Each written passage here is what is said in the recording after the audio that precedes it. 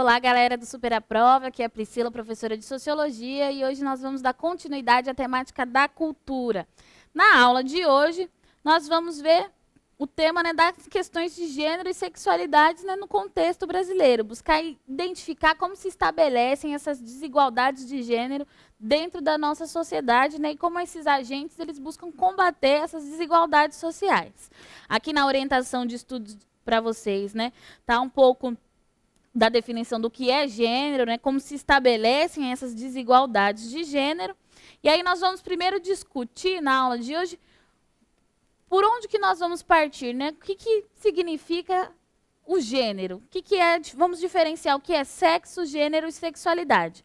Bom, gente, o sexo, ele refere-se às características determinadas biologicamente, mais ligadas ao aparelho reprodutor dos indivíduos. Então, toda vez que nós falamos em sexo, vai remeter a características biológicas. Então, lembrando lá que o ser humano é um ser social, então, mediante esses processos sociais, eles vão construindo sua identidade, se lembram? Então, o sexo ele vai se restringir às características biológicas do indivíduo, tudo bem?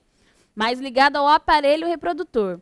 Gênero, por sua vez, vai se referir ao modo como cada indivíduo vai se identificar no seu processo de socialização. Então, quando a gente fala de gênero, a gente está partindo de uma perspectiva de que, como cada indivíduo se construiu no seu processo de socialização e como ele se reconhece nesse processo socio-histórico de construção da sua identidade. Lembra que a identidade ela é construída a partir do grupo social, do indivíduo inserido num grupo social que vai absorver determinados elementos que vão construir a sua identidade. Então, em relação ao gênero, como ele se identifica, como ele se mostra socialmente para os outros indivíduos, vai estar atrelado a isso, ao gênero dos indivíduos. Então, não necessariamente o gênero se relaciona com o sexo. Às vezes, um indivíduo ele pode assumir características de um outro órgão, que remetem a um outro órgão reprodutor, a uma outra característica biológica, e vai assumir as características, os elementos culturais que seriam, tecnicamente, opostos a essa construção social feita. E assim vice-versa. Alguém pode nascer com um órgão reprodutor de uma fêmea e se identificar no conjunto das suas experiências com características tidas com um órgão reprodutor de um macho e vice-versa. Então, cada um vai optar em internalizar aquilo no qual mais se identifica. A sexualidade, por sua vez, ela vai estar relacionada à orientação, opção sexual que os indivíduos fazem no decorrer do seu processo de construção social. Vai ser com quem eles vão buscar estabelecer sua relação afetiva. Então, a relação sexual, a relação à sexualidade, ela pode estar estabelecida entre a heterossexualidade, a homossexualidade, a bissexualidade, a pansexualidade ou a assexualidade. Lembrando que os heterossexuais vão ser aqueles que vão se relacionar com quem tem um gênero oposto, indivíduos se relacionando entre gêneros opostos, a homossexualidade entre gêneros semelhantes, a bissexualidade em qualquer um dos gêneros, a pansexualidade. Pensando a bissexualidade aqui, tanto um gênero masculino ou feminino. A pansexualidade, ela vai estar relacionada a quê? A uma relação sexual, onde os indivíduos vão estabelecer uma relação afetiva indiferente com a identidade de gênero que a pessoa vem assumir. Então, nós estamos entendendo aqui que existem mais de uma ou duas identidades de gênero. Existem diversas identidades de gênero. E a pansexualidade vai estar se referindo a isso. No caso, a assexualidade é com quem não tem interesse em relacionar afetivamente ou sexualmente com nenhum indivíduo. Então, quando a gente vai falar de sexo, estamos nos remetendo a características biológicas dos indivíduos, gênero, aos elementos que aquele indivíduo vai adotar para si para formar sua identidade, pode ser tanto masculinos como femininos, correto? E a sexualidade vai estar relacionada com quem esses indivíduos buscam estabelecer uma relação afetiva, tudo bem? Então, apesar, dentro da nossa estrutura social, apesar da gente ter uma construção biológica, termos aparelhos reprodutivos, vai ser no processo de socialização e humanização que o indivíduo ele vai se construir. Porque nós sempre repetimos, o ser humano ele é um ser social. Nós só somos seres humanos porque nós estabelecemos relações em sociedade. Um ser humano sozinho, jogado na natureza, não é um ser humano. Ele não vai ser socializado, não vai ter uma linguagem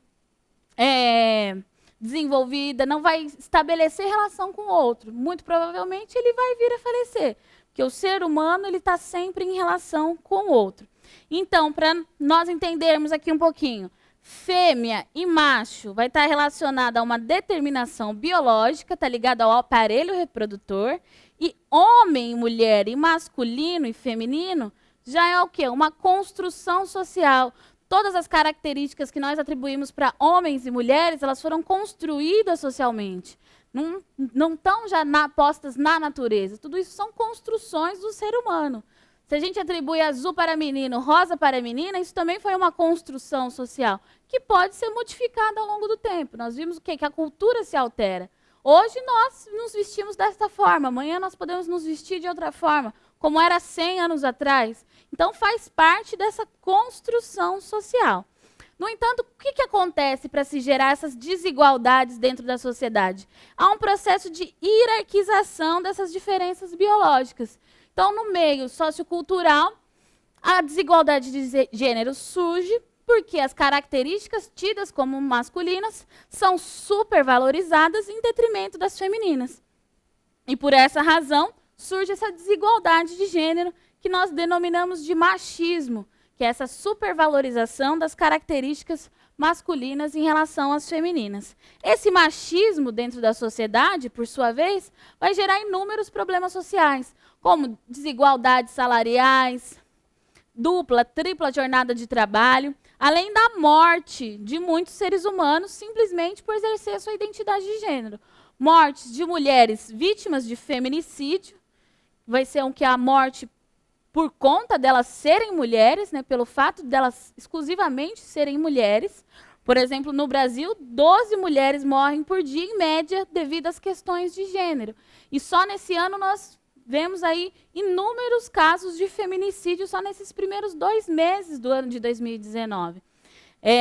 Além disso, né, além desses imensos feminicídios que nós podemos ver que através desse gráfico, são 946 casos de feminicídio, que é o crime motivado pelo fato da vítima ser mulher exclusivamente, eles têm aumentado durante esses últimos anos. Olha aqui a escala, que é 16,5% a mais de 2016. Então, demonstra que nós temos que discutir essas questões cotidianamente para desnaturalizar essas desigualdades.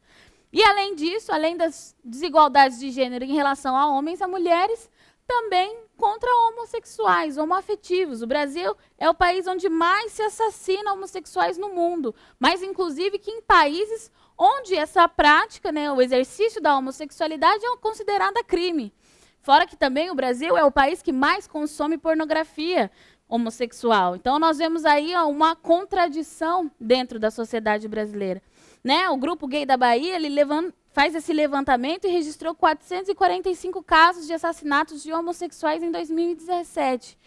Né? Fora os casos que não são registrados, tanto de feminicídio como de assassinato de homossexuais. Isso demonstra um grave problema social que nós temos no nosso país, que é mediante essas desigualdades de gênero e essa hierarquização de diferenças biológicas.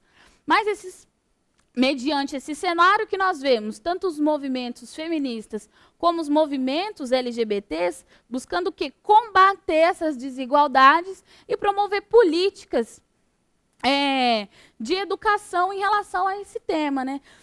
Tanto é que uma, né, das conquistas do movimento feminista na sociedade brasileira foi a promulgação da Lei Maria da Penha, que visa punir a violência contra a mulher. E, mais recentemente, a lei do feminicídio, que vai tipificar o assassinato, né, contra mulheres pela condição delas serem mulheres. E uma das conquistas do movimento LGBT foi a aprovação da União Estável Afetiva, realizada em 2013. Mas ainda assim há muitas mudanças, né, para serem efetivadas dentro da sociedade brasileira e no mundo como um todo. Veja que nós temos imensas desigualdades de gênero no país simplesmente pelo fato de uma hierarquização de diferenças biológicas. E aqui, né, fica um videozinho de reforço de teoria para vocês, né, igualdade de gênero, uma produção da ONU Mulheres Brasil, para vocês aprofundarem seus estudos sobre essa temática. O link está disponível aqui. Eu espero que vocês tenham gostado da aula de hoje. Caso queiram aumentar a bibliografia de vocês, aqui estão algumas das referências. Eu agradeço a companhia de vocês e até a próxima aula. Obrigada.